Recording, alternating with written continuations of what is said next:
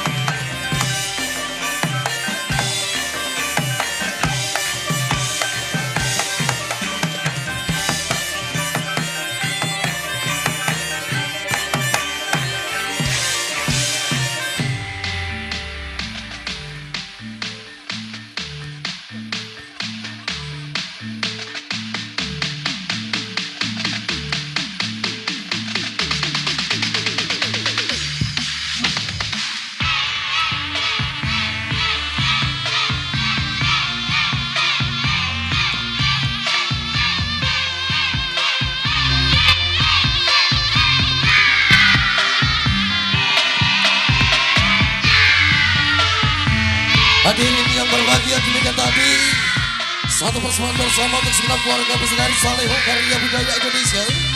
Sekali lagi di kesempatan malam hari ini bersama Saleho dalam memberikan untuk satu sajian persembahan hiburan. Ada lebihnya matur sembahun, ada kekurangan, mohon maaf yang sebesar-besarnya. Ucapan banyak terima kasih untuk segenap keluarga besar dari Bapak Hadi dari Hendra Rovo. Terima kasih. Dan juga matur sembahun untuk kehadiran dari panjenengan semuanya.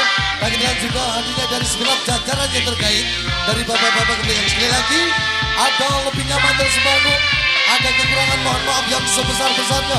Dan akhirnya wabillahi taufiq wal hidayah. Wassalamualaikum warahmatullahi wabarakatuh. Timbang hatiku ajur, pamit putulan karo kanca jebul ra jujur, ra nyangka ra ngira jebul kowe tega ninggalake tresno milih karo wong liya. Tutur ramutu Sri awakmu kuwi tega-tegane menyakiti kau mengkhianati apa aku